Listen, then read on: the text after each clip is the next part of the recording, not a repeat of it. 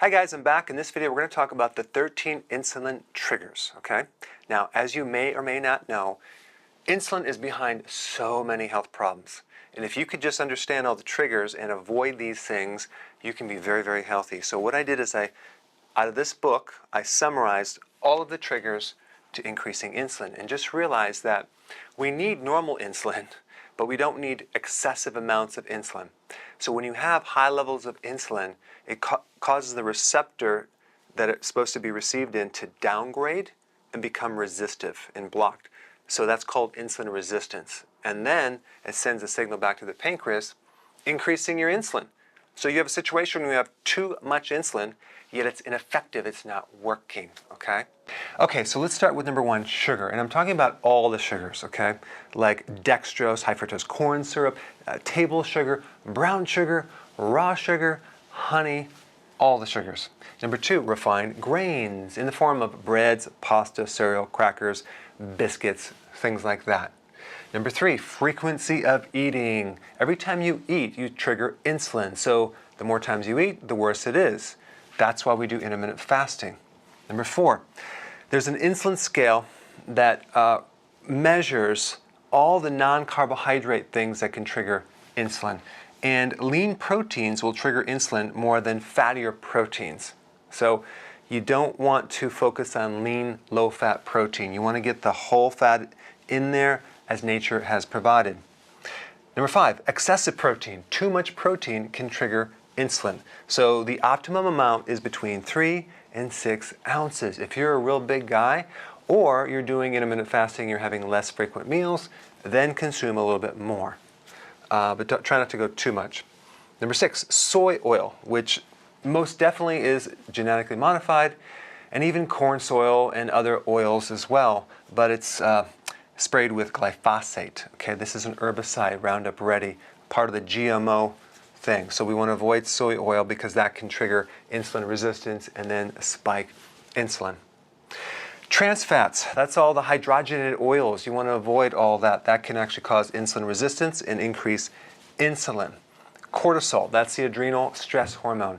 And that includes all the medication that has cortisol in a synthetic version, like prednisone shots, cortisol creams, things like that, steroids.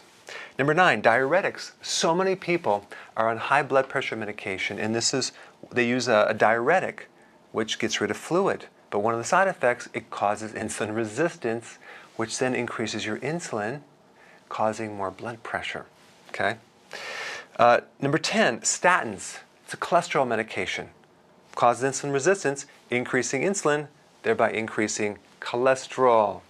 It's crazy. Number 11, MSG, monosodium glutamate. Another name for that would be modified food starch. It's in so many foods. It's in fast food restaurants. It's in a lot of other restaurants. So if the food tastes a bit too good, suspect MSG and avoid it because it can increase insulin. This is probably why you go to a Chinese restaurant and you eat, and an hour later you're starving. Why? Because the blood sugars go down, and now you're hungry again. Okay, you're not satisfied. Number 12 and 13 are mineral deficiencies and vitamin deficiencies can set you up for insulin resistance and thereby increase insulin. So low potassium deficiencies, magnesium deficiencies, low sodium or low salt diets can increase the risk of getting insulin resistance. So this is one of the things that doctors recommend, go on a low salt diet, thereby creating higher insulin, which then causes the retention of sodium. It's crazy. Okay, zinc deficiency. You need zinc to make insulin. Zinc is necessary to support the cells that make insulin, the beta cells. In fact, the number one cell in the body that absorbs the most zinc is the cells that make insulin, the beta cells. So if you're low on zinc, it can set you up for diabetes. Okay, low chromium can do it. High levels of calcium can cause insulin resistance. Low B1, thiamine. Low vitamin D and low vitamin A. All right, so here you have it. These are the things that can set you up for insulin resistance and increase insulin.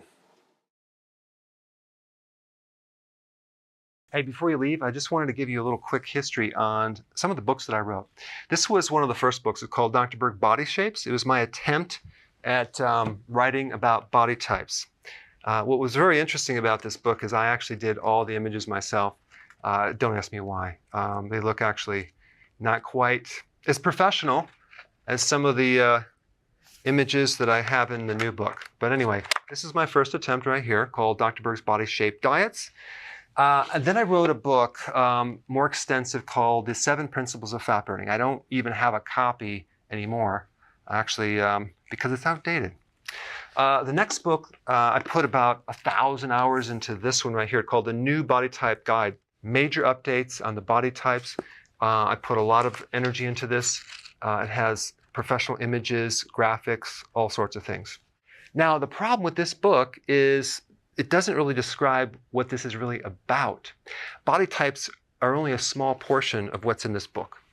And that's why I changed the name to the Healthy Keto Plan, okay?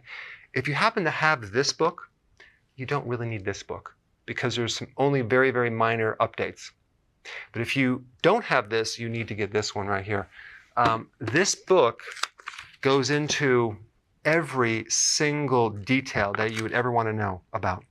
It goes into the 7 principles of fat burning. It goes into hormones, the body types, the basic keto plan. It goes into intermittent fasting. I talk about the 10 fat burning triggers and blockers and fat burning strategies with a lot of details in every single chapter. I go into body issues that interfere with losing weight. There's very few people that just have a weight problem. They have a lot of body issues, whether it's sleeping problems, stress problems, inflammation, menopause. I cover that extensively in this book. Then I talk about how to get rid of stress, and I show you a technique. Then I get into exercising. And then I have a lot of really good recipes in this book as well. So this is a good reference guide. On my website, if you get this book, you get this one free. It's called Healthy Keto and Intermittent Fasting. This is the shortcut, quick guide to this book. And the reason I created this book is to have you, within 45 minutes, learn how to do keto, okay, in intermittent fasting, exactly what you need to do. Then you can fill in the blanks with this book right here. So right now I'm doing a special. If you get this book, you get this one totally free, or you can go to Amazon and get these individually. So I just want to clarify the difference between this book and this updated one right here. If you don't have this, you need to get this right here. That way you can get the exact correct information to do it healthily.